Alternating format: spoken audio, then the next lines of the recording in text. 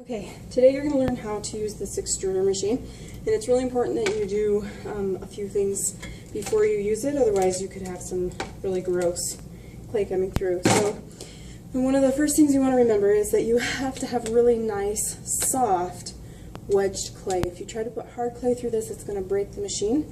So make sure your clay is nice and soft, like very squishy. Okay. Second thing you want to do is when you get over here is to make sure there's no dried clay chunks left inside the machine, because that's going to get on the edges of your clay, make it be really, really gross.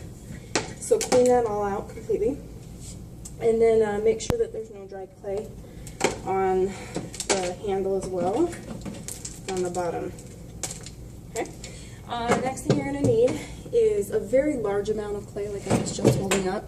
That's really the minimum amount you want to use, because otherwise you're going to end up doing this 8 million times, and it's hard work, so you don't want to have to do this more than once. You're going to need a bat, just one of these square blocks. You'll want it to be fairly clean. Okay.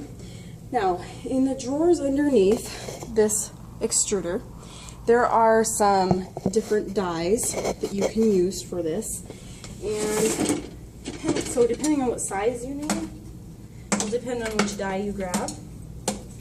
Most people, especially if they're making like a huge coil sculpture, a huge coil jar, you're going to want this one, this plate that has 3 different sizes, and each one you can make 3 coils at a time, so that's really nice. You'll also need the 2 blank dies, okay, and what those do is they'll cover up the holes that you don't need.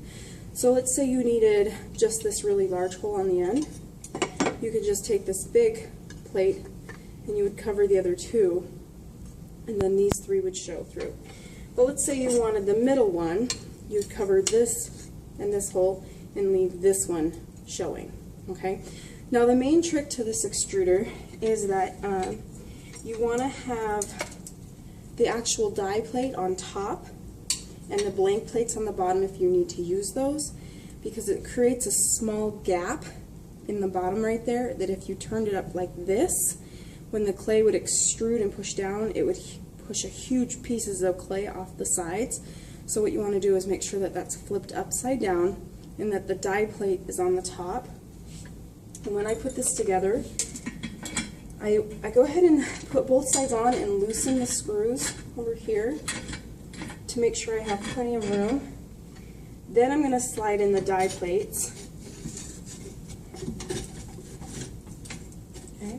And then I check underneath to make sure that the right ones are covered, and I'm actually really good that I did this time. Okay, so once everything is covered correctly and that you can see everything,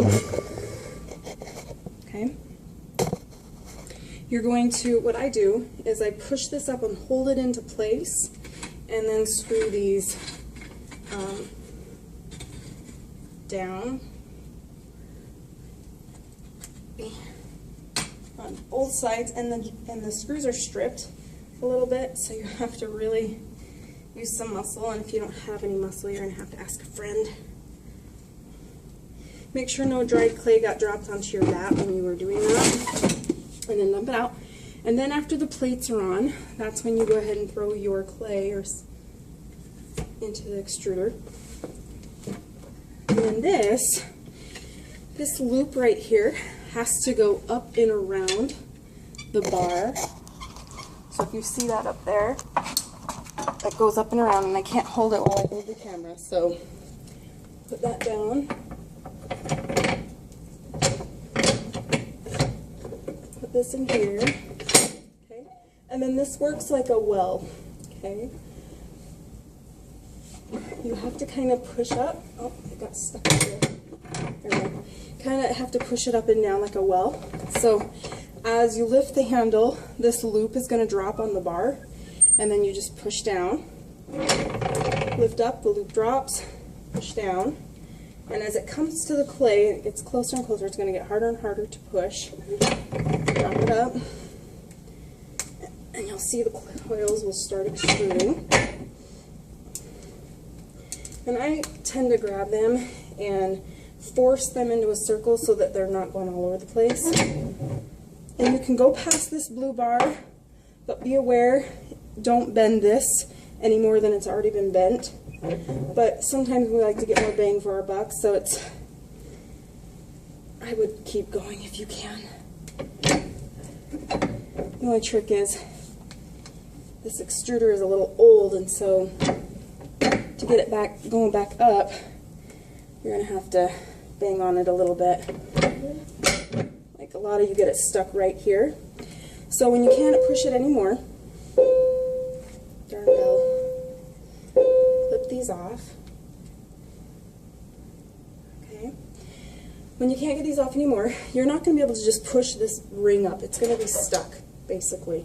And this is why normally you want to put the bar down, but then you don't get a lot of clay out of it. So what I do is I have to just bang that upwards, like that. And then this is the tricky part. So after I've kind of got it loosened, I put my hand underneath right here. Okay, if you can see that, hopefully. And I lift with the other hand while that one's underneath. And don't pinch your thumb, and start lifting, and you're gonna hear it suction. You have to just start working it upwards.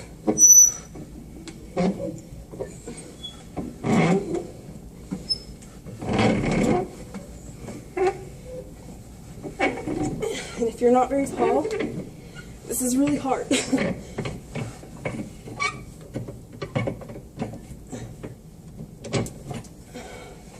And at this time you take all your clay. Please clean off your clay. It helps a lot. Off the bottom. Put this back into the bucket. Unscrew the lug nut. Let that one swing down, but grab the plates or they will pop. Grab all your excess clay. Clean everything off as best as you can. Put the dies back into the drawer. Make sure no clay is stuck up inside, preferably, and then you're all done.